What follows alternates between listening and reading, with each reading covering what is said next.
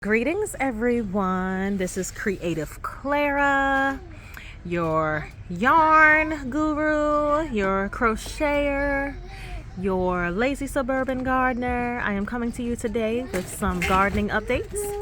I discovered one of my local nurseries. You hear my lovely assistant and sidekick in the background. He's also nicely decorated our patio for us with some of his fleet.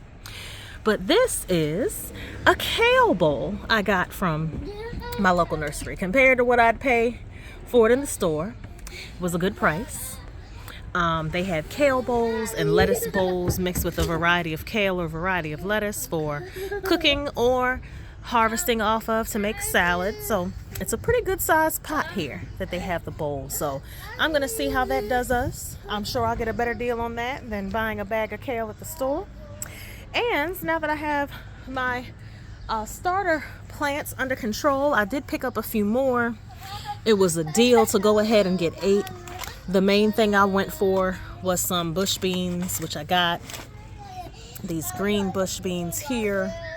I also got a bag of seeds for the purple bush beans, which I'm really excited about trying. I got some sugar snaps here. I'm going to be adventurous and try some watermelon. I kept saying, no, I'm not going to do watermelon. No, I'm not going to do watermelon. My other plants initially said I wasn't going to do broccoli, but here you go. I got some broccoli. And my other adventurous plant I'm going to do is some cabbage. So those are my 2 adventurous plants. I hear okra is easy. I haven't tried it before. This will be my first time, but we're going to do that. My jalapenos are doing great in the AeroGarden, but I'm also going to try California Wonder sweet peppers. So I am excited to try these out, get these started. I'm checking my grow bag stash and seeing what else I need to add. There's my stackable strawberries, and there is a decorative plant that I just transferred from the AeroGarden. So, it has a little transplant shock as to be expected. I know one technique that works for transferring from the AeroGarden is to be sure to keep it well watered, very well watered, because it's used to being in that hydroponic environment. So I'll let you all know how that goes, but that will eventually be, a nice little decorative touch to the deck, as will my stackable plants with the strawberries. And I actually think I have another half dozen stackables that I'm going to do my bush beans in. So that's the plan here, with these gorgeous green bush beans and then also those purple heirloom bush beans. So I am excited about that. You can see over here, shout out to the fleet. And although we have a rabbit who is munching very well on my onions and garlic that I was told they don't eat, the onions on the end and then the garlic here, you see, is doing very well. There are my red potatoes. I just planted some other russet potatoes, blueberries. This is mustard. Some I direct sowed, some were seedlings that I started inside in the winter.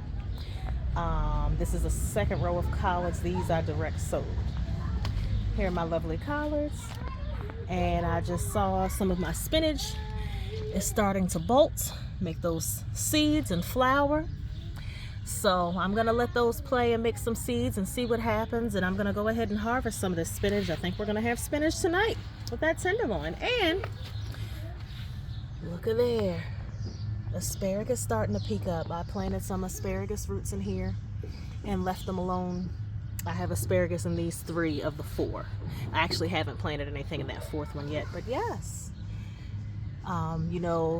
with asparagus, well, if you don't know, this is my first time doing asparagus. Y'all know I'm new to this. But as you see, it looks like asparagus is just really, really skinny. So they come up and you wait, they say at least 1.5 years, 2 years to get your crop. I actually saw someone said it's not worth planting asparagus in grow bags, but I figure as long as you're putting them in the grow bags and leaving them alone, it'd be the same as putting them in a raised bed or putting them in the ground. So that's my plan. But yeah, I was excited to even see, I didn't expect to even see any, any asparagus anything that even look like asparagus anytime soon. So of course, these greens I'm very excited about. I'm about to go ahead and space out my collards now that they're really growing.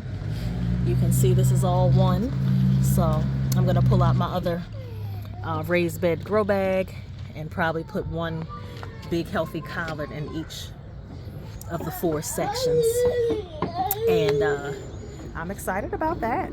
Love collard greens, love spinach, love greens in general. So and they're healthy for us, so we know it's a good one to have, a good one to be growing at home.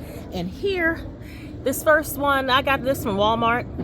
It doesn't seem to have pressed well, progressed well, grown. So I went and picked up another one. I just picked that one up. That one I got from Lowe's, and it is self-pollinating, but it says it does better if you cross-pollinate. This one needed another pollinator. This one, I believe, is self-pollinating, but does better if you do it with another variety. So that's why I wanted the 2 blueberry bushes. So we'll see how they do, and I'll continue to keep you all posted on progress.